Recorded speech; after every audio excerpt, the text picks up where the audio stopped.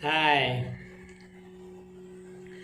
ഹോട്ടലിന് ഇടാൻ ഒരു പേര് വേണം.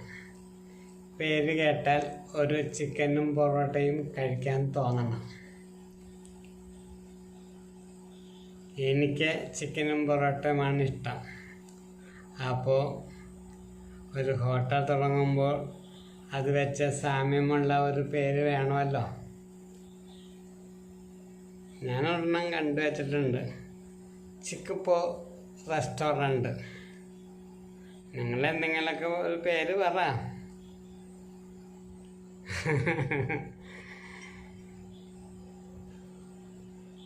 ഇപ്പം എല്ലാവരുടെയും അഭിപ്രായം അറിഞ്ഞാൽ വളരെ സന്തോഷമായിരിക്കും.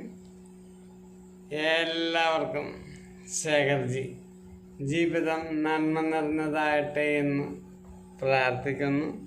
I love you. Ha ha ha.